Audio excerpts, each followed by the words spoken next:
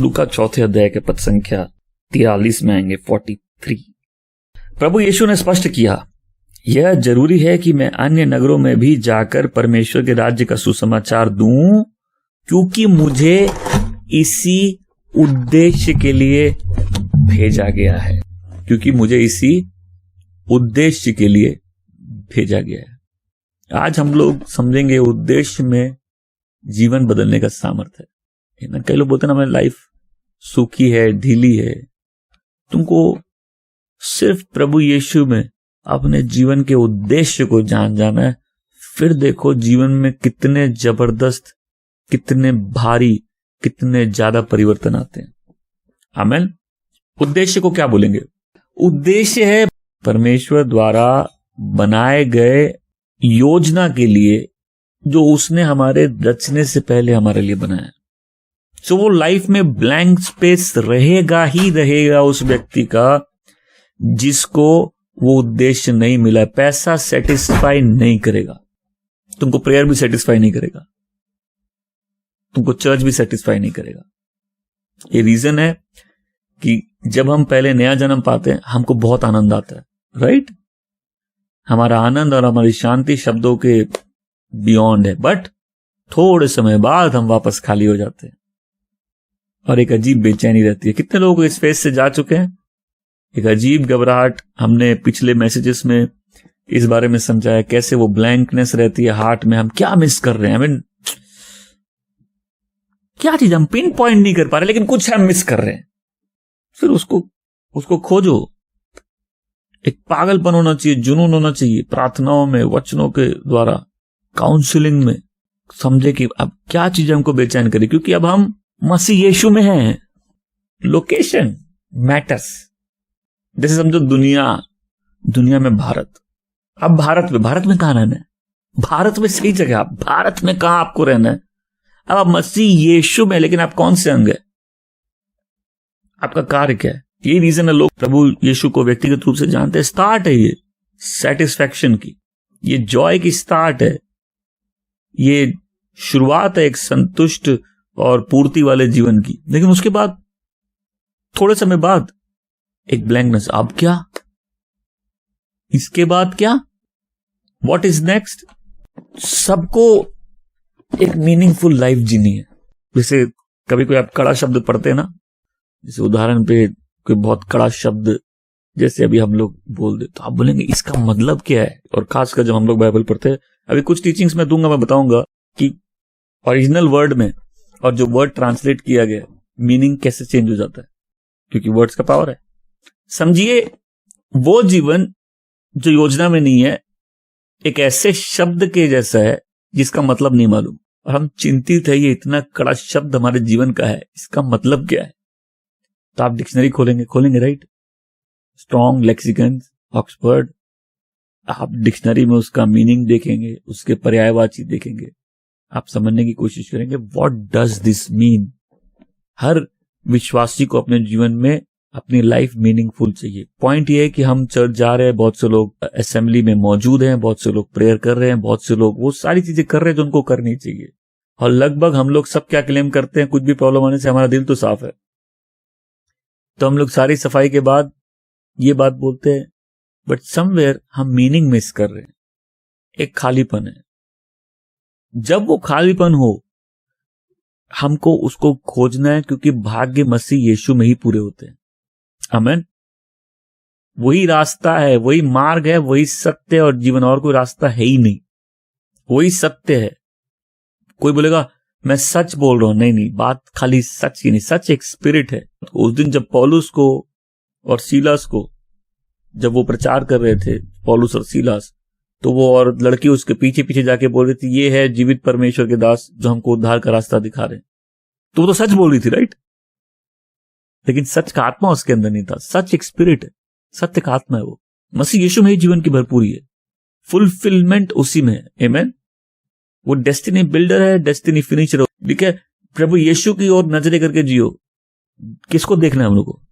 जो उद्धार के कर्ता विश्वास के कर्ता और सिद्ध करने वाले हैं। मतलब राइटर भी वो है, फिनिशर भी वही है, परफेक्टर भी वही है, वही परफेक्ट करते हैं। आमीन। जिसको अपना भाग्य खोजना मसीह यीशु में खोजना है। प्रभु यीशु अपने बारे में क्या कहते हैं? प्रभु ने स्पष्ट किया, यह जरूरी है कि मैं नगरों में जाकर भी परमेश्वर के राज्य का सुसमाचार दूं, क्योंकि मुझे इसी उद्देश्य के लिए भेजा गया है। बोले हमको इंटरनेशनल नहीं बनना, हम नेशनल लेवल पे ठीक है। तुम जाओ पूरे संसार में। जहां तक प्रभु यीशु की बात है, बोले हम नेशनल लेवल पे ठीक है, क्योंकि पिता ने यही हमारे लिए रखा है। जब हम मिनिस्ट्री के लिए कभी सोचते हैं, प्रार्थना करने की कोशिश करते हैं, तो हम इतने साल में जितनी प्रोफेसीज है उन सबको एक साथ करते हैं। फिर हम उससे वर्ड्स निकालते हैं, नेशंस, ग्लोरी, सोल्स। फिर हम उसका एक सारांश बनाते हैं। फिर हमको समझ में आता है ठीक है, ये प्रभु हमको देना चाहते हैं। जो प्रभु हमको नहीं देना चाहते हम उससे क्यों मांगे? मैं ये तो समझा रहा, हमें से बहुत से लोगों की प्रेयर इसलिए तो आंसर नहीं होती क्योंकि हम प्रेयर नहीं कर रहे हैं, हम फोर्स कर रहे हैं। प्रेयर होता है एक रिक्वेस्ट। हम परमेश्वर के हाथ नहीं मोड़ते प्रार्थना में, हम प्रार्थना में अंधकार शक्तियों से लड़ते हैं ताकि जो भी बाधाएं हम उनको हटा सके और हम परमेश्वर के पास पहुंच सके। हमारी प्रार्थना और धुआं की तरह उठ के परमेश्वर के सम्मुख आ सके। आमीन। सबको लाइफ क्या चाहिए? मीनिंगफुल, जीवन का मतलब निकले। आमीन। सो एटलीस्ट 1-2 जनरेशन पहले, आप देखिए आजकल मैं कितना पुरानी जनरेशन की बात करता हूं। 1-2 जनरेशन पहले तक लोगों को अपने लाइफ में थोड़ा कॉन्शियस थे कि भाई हमारा नाम अच्छा रहना चाहिए, जब हम जाए लोग याद करें अच्छा आदमी था। अभी क्या बोलेंगे? बाद में कोई क्या सोचेगा, हमको क्या मतलब है? अभी ऐसे बोलते लोग, राइट? और बाद में कोई क्या सोचता है, हमको मतलब नहीं है, अभी तो जी ले। बट 1-2 जनरेशन पहले लोगों को क्या था कि हम जब जाए लोग बोले अच्छा आदमी था। याद रखना, फोटो में माला लगने के बाद सब अच्छे हो जाते हैं। ये रेवोल्यूशन हम लोग को चाहिए। आपका दुश्मन भी आके आपकी बड़ाई करेगा जब आप मर जाओगे। तो जब आपके मरने पे आएगा, चले गए, मौका भी नहीं मिला लास्ट टाइम, राइट? तो फोटो में आने के बाद सब अच्छे हो जाएंगे। फोटो में आने से पहले हम लोग कैसे, वो मैटर करता, राइट?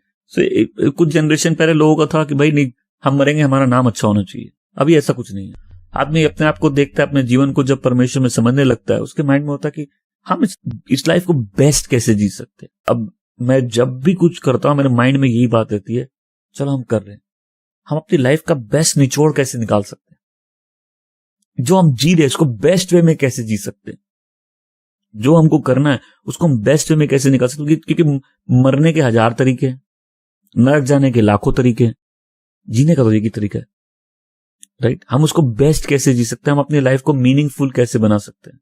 तो सब मीनिंग खोज रहे, राइट?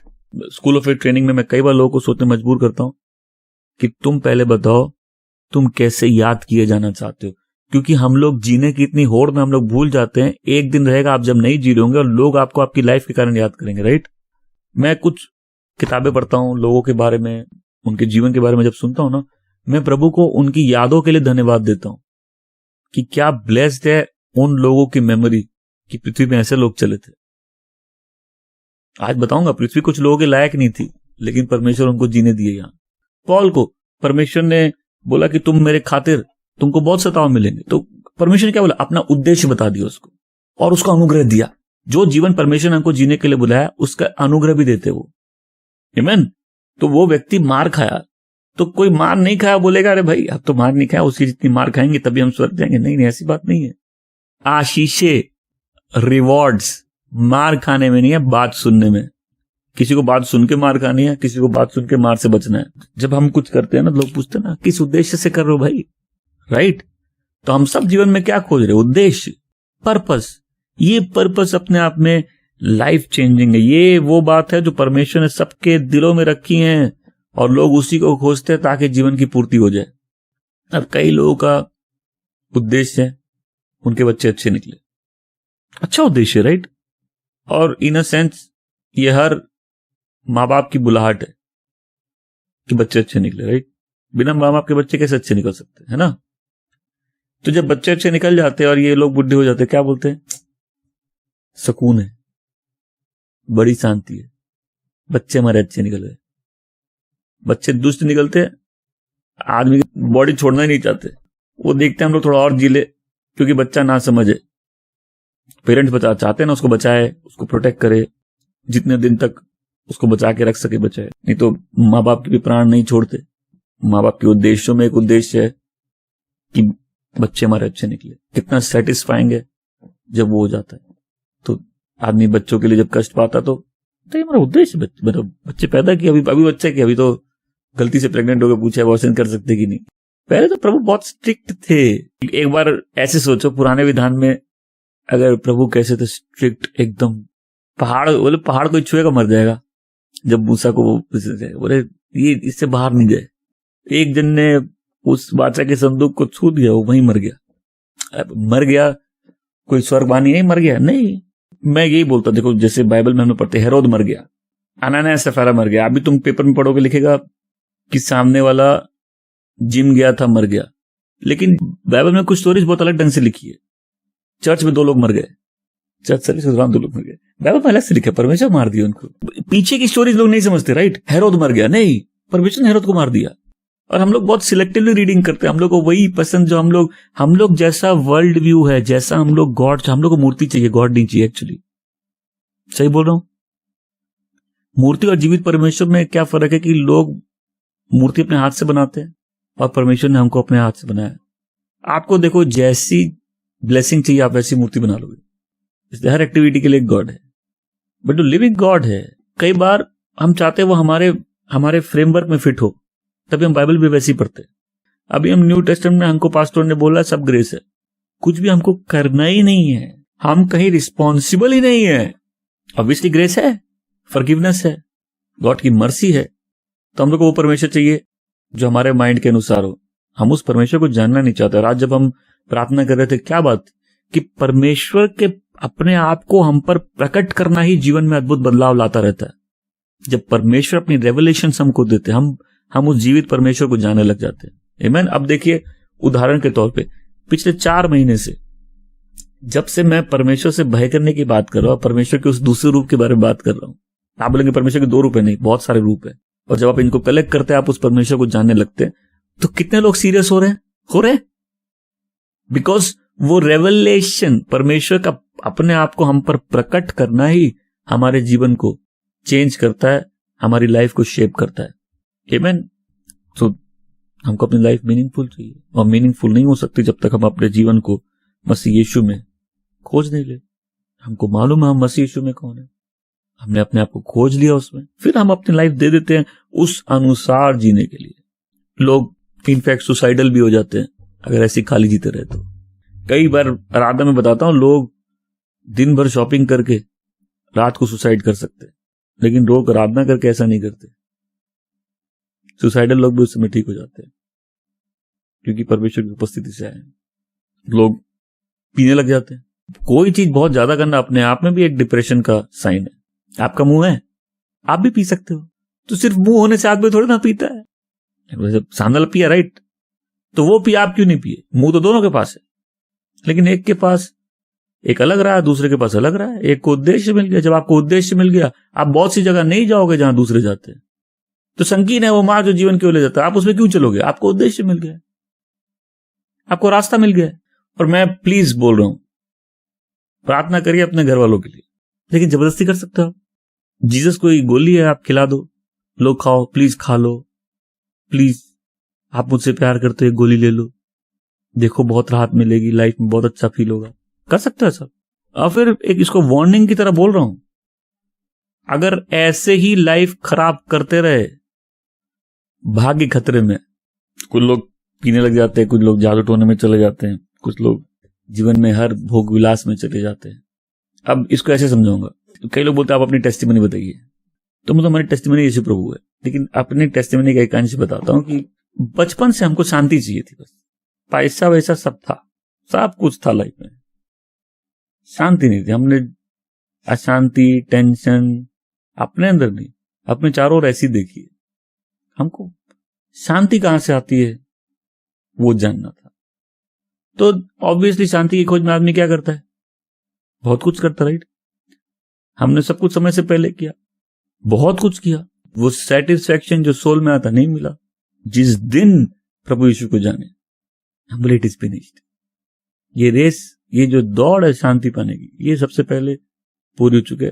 जीसस में हम वो पीस मिला जो हम एक्चुअली खोज रहे थे, जो मैन से मिसिंग है। आप बोलेंगे आप तो बचपन से ही कोई सन्यासी और संत टाइप के आदमी थे। नहीं, मैं वैसा नहीं, क्योंकि दूसरे लोगों को अफेक्ट नहीं करती। बहुत यंग एज से हम उस बात से अफेक्टेड थे और बहुत यंग एज से हमको आंसर चाहिए थे।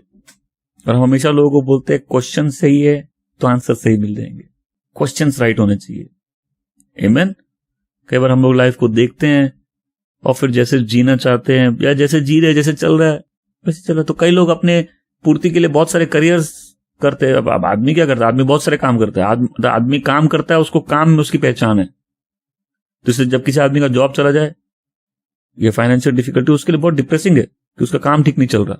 तो एक आदमी काम कर रहा है, अच्छी जॉब है, उसको सेटिस्फेक्शन नहीं है, बगल वाला जी रहे पैसे के लिए, वो उस पोस्ट के लिए कई लोग मर रहे हैं लेकिन ये उस पोस्ट में जी नहीं पा रहा है। तो लोग अलग अलग करियर ट्राई करते हैं। दुनिया हम लोग को वो चीज ऑफर नहीं कर सकती, नहीं दे सकती है जो ट्रूथ अपनी लाइफ का हमको प्रभु यीशु मिल सकता है, जिसने हमारा जीवन हमको बनाया, हमको दिया। आमीन। वो पर्पस डाल के दिया हम, और पूरी लड़ाई है भाग्य जानने की, परमेश्वर की योजना अपने जीवन में जानने की। आप बाइबल ठीक से पढ़ेंगे, बहुत सी योजनाओं को आप समझ जाएंगे। इतने लोग तनाव में जीते हैं तो पूछते हैं क्या परमेश्वर की इच्छा है कि मैं तनाव में जीऊं? नहीं, बाइबल में लिखा है परमेश्वर अगर आज शांति में है। मैं तो लोग बोलता, कई लोग बोलते हैं हमने शादी की, शादी के बाद इतना तनाव है। ठीक है, परमेश्वर शादी उसलिए बना, तनाव है वो छोड़ दो। एक बार शादी का अपने आप में वो रीजन ही नहीं है। कई लोग बोलेंगे हमारी शादी एक जुआ है। परमेश्वर ने शादी जुआ नहीं बनाई है, शादी ब्लेसिंग बनाई है। आमीन। शादी फुलफिलमेंट के लिए बनाई है, प्लान में बनाई है। तो लोगों का एक्सपीरियंस गलत है, ठीक है, बट इससे शादी अपने आप में गलत नहीं है, राइट? वो इंस्टीट्यूशन गलत नहीं। कितने लोग बिटर है कि हमने देखी किसी की नहीं चली शादी तो हमारी कैसे चल जाएगी? नहीं, गॉड अपने आप में उसलिए नहीं बनाई है। जो उस भारी जुए को लेके घूम रहा है वो जुआ नहीं बनाया, वो तो एक ब्लेसिंग है। तो कई लोग चीजों को सेलिब्रेट करते हैं। यूसुफ प्राइम मिनिस्टर बना, वो फिर भी ब्लैंक हो सकता था अनलेस वो उस दिन तक आया जब उसको मालूम चला कि इजराइल को हमको बचाना है। ये पोजीशन मिली इसीलिए, ये ड्रीम का फुलफिलमेंट है। तो ड्रीम का फुलफिलमेंट होने से क्या हो गया? उसने अपने आप को उस उद्देश्य के अनुसार दे दिया। आमीन। एस्तर रानी बनी, किस लिए बनी? कितनी रानियां थी? और भी तो रानियां थी, तो दुनिया की पहली रानी तो ही ना थी। कितने लोग हैं गरीब से रास्तों से उठ के करोड़पति बन गए। तो ये कोई स्टोरी थोड़ी ना थी एक गरीब व्यक्ति अमीर बन गया, देखो परमेश्वर कितना अमीर बनाते हैं। नहीं, अमीर किस लिए बना? हम लोग स्टोरी स्कैन करते हैं। स्टोरीज क्या होती है? एक आदमी गरीब था, वो कितना अमीर बन गया, क्या डेस्टिनी है रैग्स टू रिचेस की। ठीक है, क्यों बना? ये क्वीन बनी, रानी बनी। जब दिन आया इसको समझ में आ गया रानी किस लिए बनी, यहूदियों को बचाने के लिए बनी। उसको समझ में आया गॉड का पर्पस हमको यहां रखे। तो उसके बाद उसको रानी के पद से हटा दिया। नहीं तो तुम्हारा काम हो गया, यू आर नो लॉन्गर रानी। नहीं, तो जब तक आदमी अपनी योजना, अपने उद्देश्य को नहीं समझेगा, वो क्या करेगा? खोजता रहेगा। हम लोग हर जन अब्राहम की तरह उस नगर की तलाश में जिसको बनाने वाला परमेश्वर है। तलाश तो है ना कि कैसे जीवन में पूर्ति हो। कोई किसी कष्ट से जा रहा है और उसको मालूम है कि अगर वो ये काम करता रहा उसको कष्ट होगा, फिर भी वो रेडी है उसको एक्सेप्ट करने के लिए। तो उसको क्या मालूम है जो आपको नहीं मालूम? आप प्रभु यीशु को जितना जानते हैं संघर्ष उतने बढ़ जाते हैं। तो बहुत से लोग बोलते हैं ना कि प्रभु क्या चाहते हैं हमको समझ नहीं आ रहा। अरे प्रभु क्या चाहते छोड़ो, तुम इस रास्ते से पीछे हटना चाहते हो? नहीं, तो इसका मतलब तो ये है कि तुमको तुम्हारा उद्देश्य मिल रहा है और वही चीज तुमको वहां थाम के रखी है। आमीन। कि तुम्हारी तकलीफों के बावजूद तुम्हारे हार्ट में सेटिस्फैक्शन और जॉय है कि तुम मसीह में हो, तुम प्रभु में हो। तो इस सेटिस्फैक्शन, इस शांति की शुरुआत कब होती है? जब हम लोग मसीह यीशु को जान जाते हैं। जिस दिन हमको नया जन्म मिला। समय दो हिस्सों में, बिफोर क्राइस्ट एंड डोमिनी, मतलब जब पृथ्वी पर प्रभु यीशु आया 4000 साल बाद, उसके पहले बिफोर क्राइस्ट, उसके पहले आफ्टर क्राइस्ट। जब हम लोग भी देते 2022 क्या है डेट का मतलब? प्रभु यीशु के आने के समय से 2022। हमारे प्रभु का एक्चुअल में 2022 क्या? ये प्रभु की डेट है। प्रभु के आने के बाद से अभी तक की डेट है। 2022 साल हो गए। Before Christ, after Christ. समय डिवाइडेड है, लाइफ भी डिवाइड है दो पार्ट में, बिफोर क्राइस्ट, आफ्टर क्राइस्ट। जिसकी लाइफ में वो मिडिल बॉन्ड ऑफ डिवीजन नहीं है ना, वो सिर्फ मोटिवेशन से जी रहा है, वो कलीसिया आ रहा है, उसको अच्छा लग रहा है, वहीं तक ठीक है, जब तक ब्लेसिंग आएगी वो रहेगा। लेकिन कुछ लोग हैं जब ब्लेसिंग नहीं दिखेगी तब भी प्रभु के पीछे चलेंगे। क्यों? Before Christ and after Christ blessing चाहिए, बट अल्टीमेटली हम खाली उसी ब्लेसिंग के लिए नहीं है। तो कई लोग बहुत ट्राई करते हैं, पहले मसाला खाते हैं, उसके बाद तंबाकू खाते हैं, उसके बाद उससे भी सेटिस्फेक्शन नहीं मिलता, फिर गांजा पीते हैं, फिर चरस लेते हैं, कोकेन लेते हैं, तो सेटिस्फेक्शन नहीं मिल रहा। सेटिस्फेक्शन खोज रहे हैं, मतलब हम कर रहे हैं लेकिन सेटिस्फाइड नहीं है, दिल ज्यादा मांगता जा रहा है लेकिन हम सेटिस्फाइड नहीं हो रहे। सो सक्सेस फिर क्या है? वो जिसको हम नाप सकते हैं योजना से। तो आप फिर अब कल से पेपर पढ़ोगे, एक आदमी गरीब था वो अमीर बन गया, एक आदमी अमीर था वो और अमीर बन गया। ये मेरा मोटिवेशन नहीं है। तो कितने लोग पैसों के पीछे भागते, राइट? उनका मोटिवेशन क्या है? हमको और अमीर बनना है। क्यों? बाइबल में तो लिखा है अमीर बनने का लालच मत करो। ऐसा तो ना प्रभु बनाते नहीं है, तुमको लालच करने मना किया। तो मैक्सिमम बिलीवर्स की मोटिवेशन क्या है? वो देखो प्रभु उसको इतना ब्लेस किए हैं, तू चर्च जा रही है, तुझे तो तकलीफें आ रही, उसको देख, उसका तो घर बस गया, तेरी शादी भी नहीं हो रही। ऐसी बात करते हैं ना लोग, उसको देख, उसने तो प्रार्थना कराई, वो तो पूरा ठीक हो गया, तू अपने आप को देख, तेरा क्या हो रहा है? तो हम में से कितने लोग उसी दौर में दौड़ रहे हैं जिसमें दूसरे दौड़ रहे हैं। आपको पैसे चाहिए, क्यों चाहिए? क्या प्रभु देते नहीं है? देते। अमीर बनना अपने आप में कोई पर्पस ही नहीं है। कितने अमीर लोग हैं नरक में, कितने फ्रस्ट्रेटेड अमीर लोग हैं, पी पी के इनकी फ्रस्ट्रेशन जा ही नहीं रही। एक तो दारू ऐसी चीज है गरीब भी खरीद लेता है, खाने के पैसे नहीं हो, दारू के आ जाते हैं उसको, और वो दोस्त को भी पिला देता है, उतने भी पैसे आ जाते हैं। खुद का जॉब नहीं है, 10 साल से 20 साल से हर महीने हजारों की दारू मिल जाती है उसको। क्या ग्रेस है! लेकिन ये परमेश्वर की ग्रेस नहीं है, ये शैतान की ग्रेस है उस व्यक्ति पे। कभी आपने सोचा इस बार? मैं तो बैठ के सोचता क्या लॉजिक है, एक आदमी के पास खाने को पैसे नहीं है, दारू के आ जाते हैं, ठीक है, उसका दोस्त उससे बड़ा भिखारी, लेकिन दोस्त इतना बड़ा राजा है अपने आप में कि उसको भी दारू पिला देगा, उसको भी मदिरा पिला के देगा। इतना बड़े दिल का दोस्त कहां से आया? इतनी गरीबी में ये प्रावधान कैसे आया? तो लोग अमीर इतने लोग पीते हैं, सेटिस्फाइड नहीं है। एक जन मेरे को बोला 2-2 करोड़ हर बच्चे के लिए हो जाएंगे तो हम रुक जाएंगे, इनफ है। आज मेरे ख्याल से 100 करोड़ 150-200 करोड़ हर बच्चे के लिए इनफ कहां है? पूछो, सक्सेस समझाइए हमको। अब जीसस की टेस्टिमनी है, आदमियों में सबसे बड़ा कौन पैदा हुआ? John the Baptist. ये रेगिस्तान में घूमने वाला आदमी, ये ऊंट के कपड़े पहना हुआ है, ये टिड्डी और ये मधु खा रहा है, ये सक्सेसफुल है। तुमको देखो, तुम्हारा क्या हाल, उसको देखो, वो कितना आगे निकल गया है। So ये अपने आप में सक्सेस की डेफिनेशन चेंज कर देता है। जब प्रभु यीशु बोलते हैं इंसानों में इससे बड़ा कोई पैदा नहीं हुआ, इससे ग्रेट आदमी कोई पैदा नहीं हुआ, ये खाली प्रॉफिट नहीं है, ये अनाउंस करने वाला आदमी है। आमीन। और उस आदमी को देखो, पतला सा, निर्जन प्रदेश में घूमने वाला। अरे यूहन्ना, शादी कर लो, घर बसाओ, कुछ पैसे वैसे कमाओ, जॉब थोड़ा तुम्हारा पास होना चाहिए, क्या वेले घूम रहे हो? व्हाट अबाउट यू यूहन्ना, व्हाट डू यू डू? हम तो वेले हैं, बहुत टाइम से जॉब नहीं है हमारे पास। अरे यूहन्ना, गेट लाइफ। यूहन्ना, चिल करो, आगे बढ़ो, ये क्या भक्ति में जीवन बिता रहे हो? कल्लू के पोते को देखो, कहां पहुंच गए सब। उनके पास अच्छा जॉब है, घर है, उनके पास जो चाहिए वो है। देखो क्या सक्सेसफुल लाइफ है। Success is in purpose. नहीं तो तुम मरोगे, बोलोगे इट इज इनकम्प्लीट, ये अधूरा है। तुम्हारी किताब का नाम होगा एक अधूरे जीवन की आत्मकथा। यह किताब का नाम है मैं कौन हूं, एक भटकती आत्मा। किताब का नाम है mind your own business, because I don't know my own business. कुछ भी नाम रख सकते, राइट? कितने लोग अपने सक्सेस की डेफिनेशन आज से चेंज करेंगे? कितने लोग अपने डेफिनेशन चेंज करेंगे आज से सक्सेस की?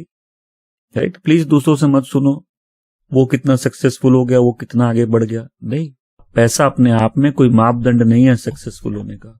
एक अच्छा करियर, बड़ा परिवार मापदंड नहीं है। बहुत से लोग हैं बड़ी गरीबी में रहे और चाहते तो बहुत कुछ बन सकते थे।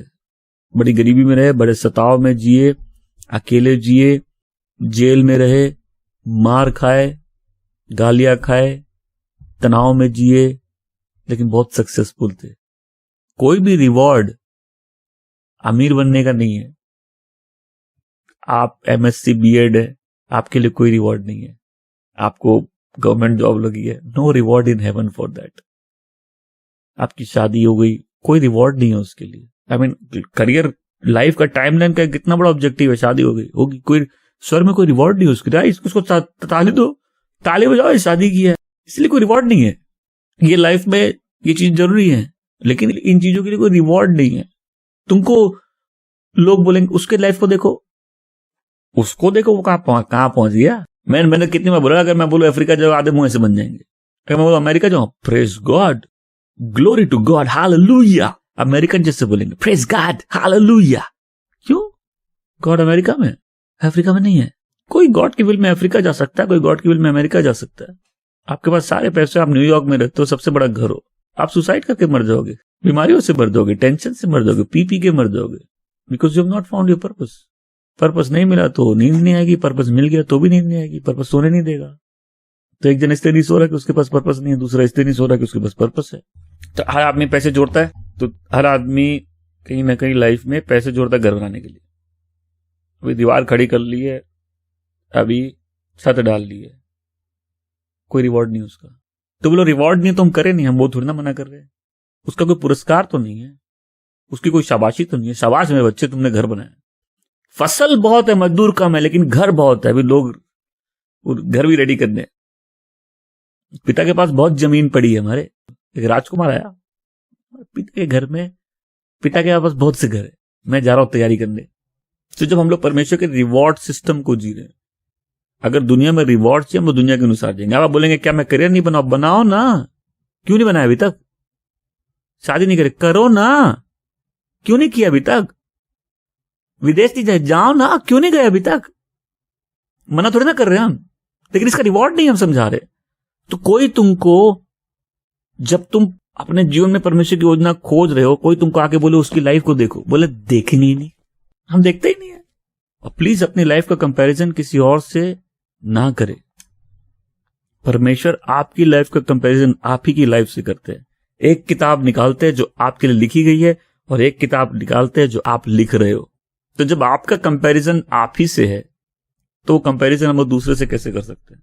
तो बोले जॉन द बैप्टिस्ट बहुत सक्सेसफुल आदमी था। तुमको कोई बताया सक्सेसफुल आदमी? तुम बोलो तुमको दिखाते एक आदमी, ये आदमी निर्जन प्रदेश में घूम रहा था और अनाउंस कर रहा था कि इसका मैसेज था कि परमेश्वर के राज निकट है, पश्चाताप करो। और ये मधु खाता था और टिड्डिया खाता था। तो बेहोश हो जाएंगे आपके अनबिलीवर दोस्त। बोले ये क्या सक्सेस है? बोले तभी तुम पागल हो रहे हो, सब पढ़ रहे हो इसीलिए। इब्रानी 11 कहानी है, वो लोग जो लाइफ में बहुत सक्सेसफुल हैं। इन लोगों को क्या हुआ? ये तकलीफ से गए, इनका मजाक उड़ाया गया, ये बंदी बने, ये जेल गए, इनको पत्थरों से मार डाला गया, इनको काट दिया गया, ये तलवार से गिर गए, ये अजनबियों की तरह घूमते रहे। इनमें से बहुत से लोग गुफाओं में छुप के जिए, ये इस दुनिया के लायक नहीं थे। इनका जीवन हर जगह से इनको सताव मिला। तुम पढ़ोगे तुमको खाली तकलीफें दिखेंगी, ये मर गए, कट गए, छिल गए, जल गए। लेकिन इनकी स्टोरी क्या? इनकी स्टोरी हेवन सेलिब्रेट कर रहा है। ये वो लाइफ है जो पेन आप बच सकते हो। कई लोग हैं प्रॉब्लम से जा रहे, पूछे हमारा प्रॉब्लम कब हो रहा है, हम लोग तो अभी तुम बताएंगे 5 मिनट में खत्म हो सकता है। बैक स्लाइड हो जाओ, अपना वर्जन चेंज कर लो, वर्जन 2.0। हम कॉम्प्रोमाइज कर लेंगे, हम एडजस्टमेंट करने के लिए रेडी है। मेरे चैलेंज लिखित में साइन करके देता हूं, बहुत से तुम्हारे प्रॉब्लम खत्म हो जाएंगे, घर में शांति आ जाएगी, जॉब वाले तंग नहीं करेंगे, बहुत कुछ चेंज हो जाएगा। चाहिए? यही तो बात है, यही तो प्रॉब्लम हमको चाहिए नहीं। देयरफॉर युद्ध जारी है, जंग जारी है। रेगिस्तानों में घूमते रहे, पहाड़ों में घूमते रहे, गुफाओं में रहे, लेकिन बोले दे ऑब्टेन्ड अ गुड रिपोर्ट। इनकी रिपोर्ट कार्ड बहुत अच्छी है। इनकी रिपोर्ट कार्ड बहुत अच्छी है, दुनिया इनको देखेगी, बोलेगी ये लोग फेलियर्स हैं, बड़े बहुत समझदार लोग थे, थोड़े जीवन से आनंद काल सेट कर लिए, करियर सेट, लाइफ सेट है, सेटल्ड लाइफ।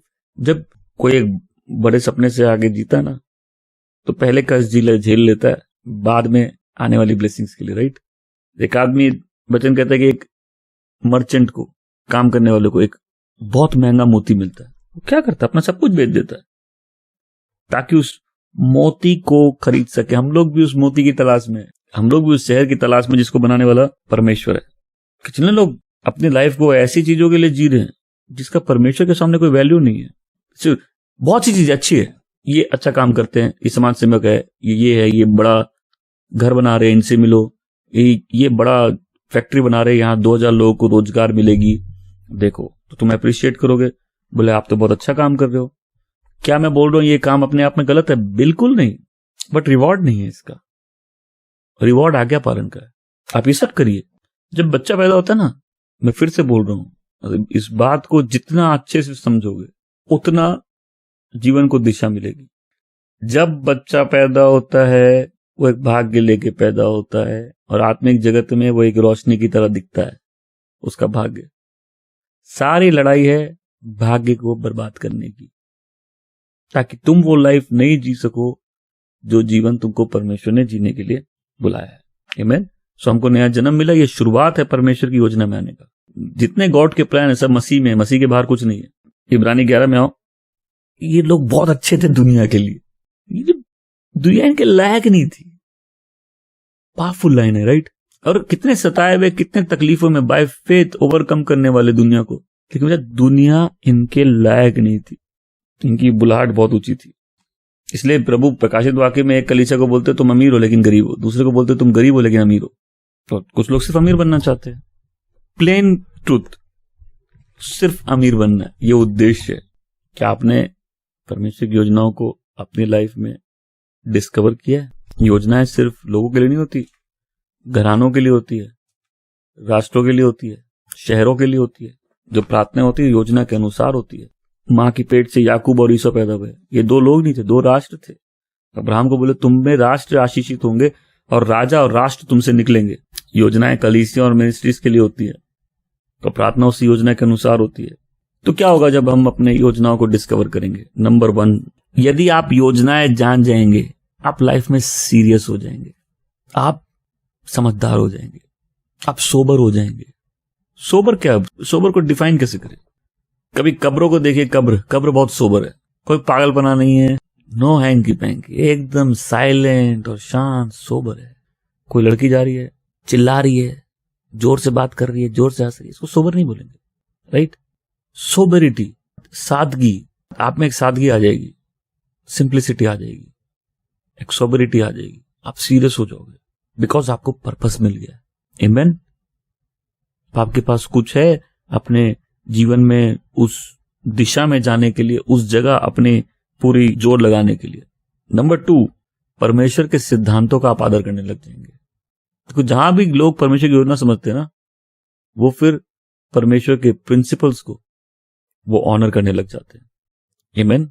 जब तुम परमेश्वर की योजनाओं को समझ जाओगे, तुम परमेश्वर के लोगों का आदर करने लगोगे, परमेश्वर की कलीसिया का आदर करने लगोगे, तो कुछ समझ में आएगा सारी योजनाएं जुड़ी हुई आपस में। जब तुम परमेश्वर की योजनाएं जान जाओगे, तुम चेंज्ड हो जाओगे, तुम ट्रांसफॉर्म्ड हो जाओगे, तुम बदल जाओगे। लोग आके बोलेंगे क्या हो गया इसको, ये पहले जैसी नहीं रही, तुझे दोस्त यार नहीं चाहिए, तुझे बाहर घूमना नहीं है, अब क्या हो गया तुझे? बोले मेरे को योजना मिल गई है। मत्ती 16 में आएंगे, 13 से 18 जल्दी आएंगे। जब यीशु कैसरिया फिलिप्पी क्षेत्र में पहुंचे, उन्होंने अपने शिष्यों के सामने यह प्रश्न रखा, लोगों के मत में मनुष्य का पुत्र कौन है? कुछ के मतानुसार बपतिस्मा देने वाला यूहन्ना, कुछ अन्य के अनुसार एलिया और कुछ के अनुसार यिर्मयाह या भविष्यवक्ता में से कोई एक है। तब यीशु ने प्रश्न किया, किंतु तुम्हारे मत में, तुम्हारे हिसाब से मैं कौन हूं? जीसस सेटिस्फाइड नहीं थे लोगों के बारे में क्या बोल रहे। जीसस खुश नहीं थे कि लोग उनको ठीक से पहचान नहीं रहे। आपने चेलों से पूछे कि तुम क्या बोलते, मैं कौन हूं? शिमोन पतरस ने उत्तर दिया, आप ही मसीह हैं, जीवित परमेश्वर के पुत्र। इस पर यीशु ने कहा, योना के पुत्र शिमोन, धन्य हो तुम, क्योंकि शरीर और लहू ने तुझसे बात नहीं प्रकट की, परंतु मेरे पिता ने जो स्वर्ग में है। और मैं तुम्हें सच कहता हूं, तुम पतरस हो, अपनी कलीसिया का निर्माण मैं इसी पत्थर पर करूंगा। जब तुम किसी व्यक्ति की योजनाओं को समझ जाओगे, तुम्हारा रिलेशनशिप उस व्यक्ति से चेंज हो जाएगा। अगर एक औरत अपने पति के लाइफ की योजना को समझेगी ना, वो अपने पति से कैसे रिलेट कर रही है, वो चेंज हो जाएगा। अगर एक पति अपनी पत्नी की लाइफ में गॉड का पर्पस समझ जाए, वो कैसे उससे रिलेट कर रहे, वो समझेगा। आप बोलोगे यही तो नहीं समझ रहे लोग, मैं समझ गया बात को। ये ट्रांसफॉर्म कर देगा आप उस व्यक्ति के बारे में क्या सोचते हो, ये ट्रांसफॉर्म कर देगा उस व्यक्ति से आपका रिलेशनशिप। जब आप इस चर्च का पर्पस समझ जाओगे, आप इस चर्च से कैसे रिलेट कर रहे हो, इसमें कैसे पार्टिसिपेट कर रहे हो, इसमें कैसे दे रहे हो, इसमें कैसे साथ चल रहे हो, वो चेंज हो जाएगा। आप इस विजन में कैसे भागीदारी कर रहे हो, वो चेंज हो जाएगा। आमीन। जब कोई किसी के पर्पस को समझ जाता है, उस व्यक्ति से उसका रिलेशनशिप चेंज हो जाता है। जीसस सेटिस्फाइड नहीं थे, लोग क्या बोल रहे हैं, बिकॉज वो पर्पस को समझ गया। जीसस क्या बोले, हम तुमको सिमोन से सीफस बना देंगे, हिंदी में बोलते कैफा। आमीन। तुमको जब योजना समझ में आएगी ना, तुम बोलोगे थैंक गॉड हम खाली 23X और Y क्रोमोसोम का मिश्रण नहीं है, हम कोई बायोलॉजिकल मिस्टेक नहीं है, हम किसी आदमी की मिस्टेक नहीं है, मेरी लाइफ कोई एक्सीडेंट नहीं है, हमारी लाइफ कोई एडवर्टाइजमेंट का वो कट पोर्शन नहीं है। कई एडवर्टाइजमेंट बनते हैं ना, कुछ पोर्शन अच्छे नहीं होते मूवीज के, उनको काट देते, फिर अलग से हम लोग को अनकट वर्जन, क्योंकि इनको पूरी मूवी में जगह भी नहीं मिली। तुम बोलोगे हम किसी मूवी का अनकट पोर्शन भी नहीं है, हम किसी कोई बायोलॉजिकल मिस्टेक नहीं है, हम कोई एक्सीडेंट नहीं है, हम गॉड का पर्पस है। परमेश्वर ने हमको बनाया एक स्पेशल टास्क रख के अपने माइंड में। परमेश्वर की योजना, हम डिजाइन से बने हैं। फिर क्या होगा, आप अपने आप को भी कैसे देख रहे हो बदल जाएगा, अपने आप से आपका रिलेशनशिप चेंज हो जाएगा। आमीन। नेक्स्ट पर्पस आपको क्या करेगा, मैच्योर कर देगा। यिर्मयाह को प्रभु क्या बोलते, मैंने तुमको तुम्हारी मां के पेट से नबी निर्धारित कर दिया है। अब ये मत कहो हम बच्चे हैं, तुम्हारा एज फैक्टर ही नहीं है, पर्पस फैक्टर है। आमीन। वो योजना का जानना हमको मैच्योरिटी में ले आएगा, वो हमको पाप से बचाएगा। एक्चुअल में इस बात को समझो, हम लोग बहुत सी गलतियां इसलिए करते हैं क्योंकि हम लोग सही नहीं कर रहे। जब आपको नहीं मालूम कहां जाना है, वो सब जगह चला जाएगा, राइट। लेकिन जब उसको मालूम है कहां जाना है, वो बहुत सी गलत चीजों से बचेगा। आमीन। क्योंकि उसको मालूम है उसको क्या करना है, वो कौन है। नेक्स्ट, परमेश्वर की योजना जब हम जानेंगे, हमारे चुनाव बदल जाएंगे। देखो, जब चुनाव आता है लगता है ना हम लोग बहुत पावरफुल है, हम सरकार बदल देंगे, राइट। फिर जब सरकार आती है, तुमको दिखती है सरकार कितनी पावरफुल है, सरकार तुमको बदल देती है। चॉइस करने से पहले तुम मास्टर हो, चॉइस के बाद चॉइस तुम्हारी मास्टर है। जब तुमने चॉइस कर ली, वो चॉइस तुम्हारी लाइफ को अफेक्ट करेगी, राइट। जब तक तुम नहीं कर रहे, तुम्हारे हाथ में है तुमने क्या चूज करना है, नहीं करना है। जिस दिन चूज कर लिए, वो चॉइसेस लाइफ को अफेक्ट करेगी। हम लोग को समझना पड़ेगा, हम सब अपनी लाइफ में कुछ ना कुछ चूज किए, उस कारण से हमारी लाइफ आज जहां है वहां है, राइट। जब हम परमेश्वर की योजना को जान जाते हैं, हमारी चॉइस चेंज हो जाती है। क्यों? बिकॉज ये चॉइस गॉड के पर्पस में फिट बैठती है। हम उसकी योजना के अनुसार चूज करना चाहते हैं, हम उसकी योजना के अनुसार चलना चाहते हैं। फिर आप बहुतों के लिए ब्लेसिंग बन जाओगे, बहुतों के लिए उद्धार का कारण बन जाओगे। आप ब्लेस्ड होने नहीं रहोगे, आप बोलोगे मैं एक ब्लेसिंग बन गया। तुम अपने लिए नहीं जियोगे, जब तुम योजनाओं के लिए जियोगे, परमेश्वर की योजना में बहुत से जीवन तुमसे आशीषित होंगे। नेक्स्ट, तुम इस पीढ़ी से अपने आप को जोड़ पाओगे। तुमको समझ में आएगा हम सही टाइम पे, सही जगह पे, सही काम के लिए पैदा हुए। तुमको तुम्हारे जॉब से, करियर से, तुम्हारी क्वालिफिकेशन से कोई नहीं पहचानेगा। ये पीढ़ी तुमको योजना से पहचानेगी। बोलेंगे ये आए थे इसी टाइम के लिए। आमीन। मूसा के बाद नाम लोगे, तुम बोले छुटकारा देने वाला। तुम बोलोगे नहीं फिरौन का राजकुमार था ये, नहीं नहीं नहीं, ये छुटकारा देने वाला था। अब्राहम विश्वासियों का बाप। अरे अब्राहम वो अमीर आदमी, वो ये विश्वासियों का बाप है, परमेश्वर का दोस्त। आमीन। नेक्स्ट, बहुत इंपॉर्टेंट चीज है, जब कोई अपनी योजना जान जाएगा, परमेश्वर की मदद को वह अट्रैक्ट करेगा। ऐसा बोलो मदद, डिवाइन हेल्प। तुम ऐसे रेल्म में चले जाओगे जहां स्पेशल फेवर मिलता है। फेवर फेवर फेवर छोटा है, special favour. You are highly favoured. जब मरियम के पास गैब्रियल आता क्या बोलता है, यू आर हाईली फेवर्ड। बहुत ज्यादा फेवर है इस पे। स्पेशल फेवर के जोन में आ जाओगे। क्यों? तुम गॉड की योजनाओं में चल रहे हो। आमीन। अनयूजुअल, लोग बोलेंगे हे इसके जीवन में कृपा अनयूजुअल है, बोले ये अलग टाइप की कृपा में वो व्यक्ति चल रहा है, स्पेशल फेवर है। क्यों? गॉड का पर्पस मैच कर रहा है। गॉड कहाँ इन्वेस्ट करते हैं? तो बोले गॉड मेरे पास प्रोजेक्ट है, आप इन्वेस्ट करेंगे? गॉड बोले आओ हम तुमको प्रोजेक्ट दिखाते हैं। तो गॉड अपना प्रोजेक्ट दिखाएंगे, उस प्रोजेक्ट में लिखा है पर्पस, बोले हम यहाँ इन्वेस्ट करते हैं, तुम्हारे पास ये है? बोले नहीं लॉर्ड, हमारे पास तो बड़ा मकान का प्रोजेक्ट है, बिल्डिंग का है, फॉरेक्स का है, स्टॉक्स का, आपको कौन सा चाहिए? बोले ये वाले में हम इन्वेस्ट करते हैं, पर्पस। जब तुम इस बात को समझ जाओगे, तुम परमेश्वर की योजनाओं में अपने लाइफ को इन्वेस्ट करने लग जाओगे। आमीन। जब आदमी को अपना जीवन में योजना मिलती है, क्या करता है? अपने गुण, अपने गिफ्ट्स, अपने शक्ति, जो भी उसके पास है वो उसको लगाता है, उसको देना चालू करता है उस योजना के अनुसार। आमीन। जब किसी को योजना मिल जाती है तो उसका जीवन अब शैतान के हाथ में नहीं है, वो परमेश्वर के हाथ में। तब परमेश्वर सारे डिफिकल्टीज को भी यूज करते हैं तुमको योजना में पहुंचाने के लिए। आमीन। मनुष्यों की दुष्टता, गलत लोगों की सोच, इन सब को जो तुम्हारे विरुद्ध चलती है उसको इस्तेमाल करते हैं तुम ही को उसकी योजनाओं में आगे ले जाने के लिए। क्यों? क्योंकि तुमने परमेश्वर की योजना जानी और उसके अनुसार जियो। आमीन। और फिर प्रभु बन जाते हैं, परमेश्वर अपनी इच्छा पूरी करते हैं। तुम पायलट के सामने देख के बोल सकते हो तुम्हारे पास कोई अधिकार नहीं है सिवाय उसके जो तुमको दिया गया है। आमीन। ये तुमको हेवन से रिलीज्ड है। दिखाओ अपनी बदमाशी, परमेश्वर अपनी योजना दिखाएंगे। तुम अपनी दुष्टता दिखाओ। या हम लोग दुष्ट लोग से बहुत डरते, राइट? डरते कि नहीं डरते? दुष्ट लोग से आप डरते हो कि नहीं डरते हो? डरो अगर आपको योजना नहीं मिली है तो। जब योजना मिल जाएगी, दुष्ट भी शैतान भी सब मिलकर काम करेंगे आपको योजना में आगे ले जाने के लिए। परमेश्वर उनकी दुष्टता को भी इस्तेमाल करेगा आपके कार्य को पूरा करने के लिए। आप भी बोलोगे जैसे यीशु ने पायलट को बोला, तुम्हारे पास कोई सामर्थ्य नहीं है मेरे ऊपर, बोलोगे मेरी लाइफ परमेश्वर के हाथ में है। आमीन। फिर क्या करोगे? अपनी लाइफ, अपनी एबिलिटी, अपने गिफ्ट्स, अपने टैलेंट्स परमेश्वर को दे दोगे ताकि तुम्हारे लाइफ में परमेश्वर की योजना पूरी हो जाए। हालेलुया।